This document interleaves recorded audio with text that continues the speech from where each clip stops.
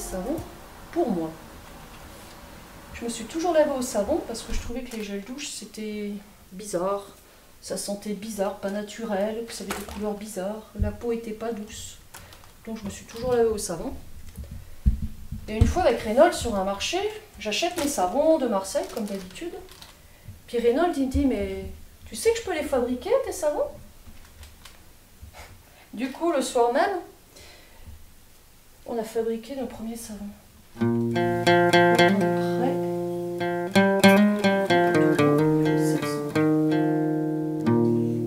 Alors ensuite on verse la soude dans l'eau. Il faut savoir que ça dégage des petites vapeurs toxiques, alors on met la ventilation.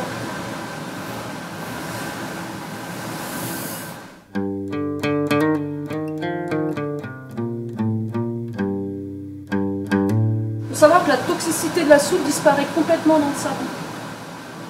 J'ai développé toutes mes recettes moi-même. Ça a été des longues recherches. Ça a été aussi des monstres foirages. Et on a fait tester tous les copains, toute la famille. C'est vrai que j'ai mis, je pense, 2 ans pour élaborer cette recette. Les huiles, c'est ce qui fait tout le secret du savon. Des bonnes huiles vont donner un pouvoir moussant au savon, un pouvoir nettoyant, un pouvoir émollient, un pouvoir adoucissant pour la peau, hydratant, nourrissant. C'est vraiment la base du savon, c'est l'huile. Alors on utilise aussi, en plus des huiles, du beurre. Mais pas du beurre végétal, animal, pardon, comme le lait de vache, mais du beurre végétal.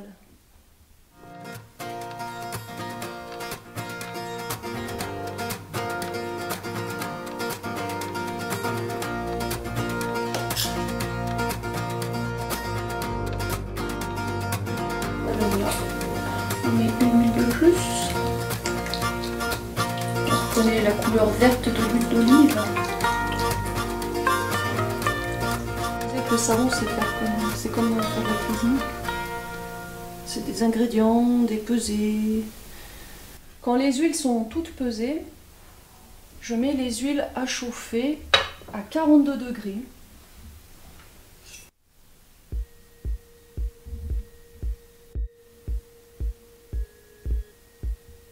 Alors maintenant, je prépare mon moule. Le moule dans lequel je vais couler le savon. C'est un moule en bois que j'ai fabriqué. À savoir qu'il ne faut pas mettre de contact soude et bois ensemble parce que au fur et à mesure la soude va bouffer le bois. Donc je recouvre d'une matière plastique pour isoler le bois de la soude du savon. Alors maintenant je vais mixer les huiles ensemble, les huiles et les beurres, toujours en contrôlant qu'on arrive bien à 42 degrés.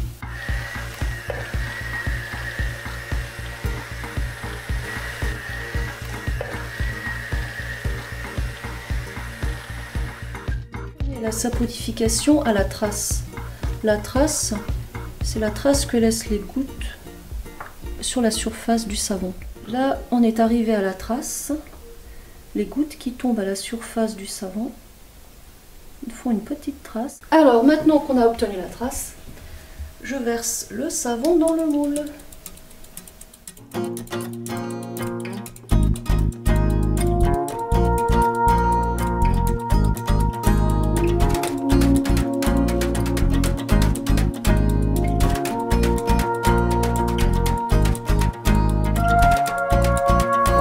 Le savon est bien lisse, il est prêt.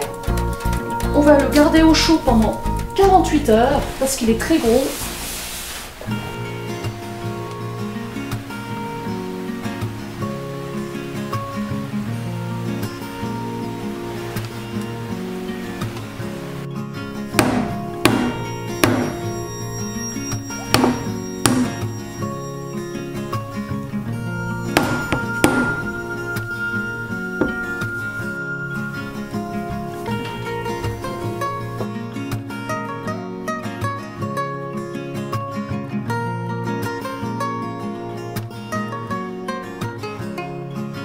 Ici c'est la pièce où je stocke les savons.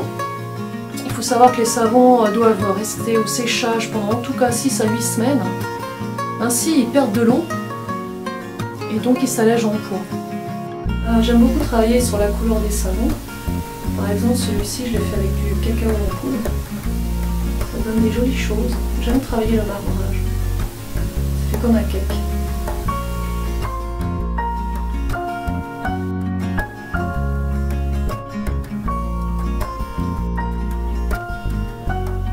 C'est toujours très agréable.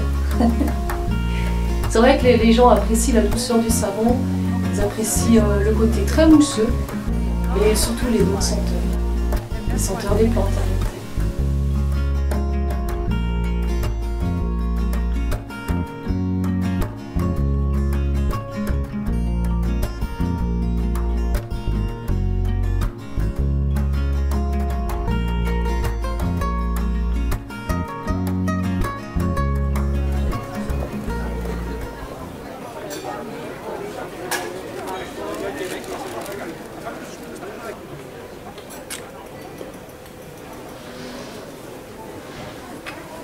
Thank you very much. You're welcome. Thank you. Bye. Bye.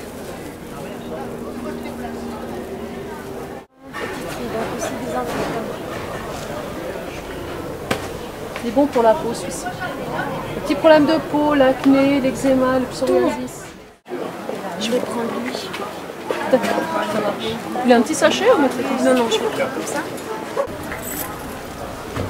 Les odeurs essentielles. Quand on a respiré ce type d'odeur, on trouve que toutes les odeurs artificielles sont mauvaises.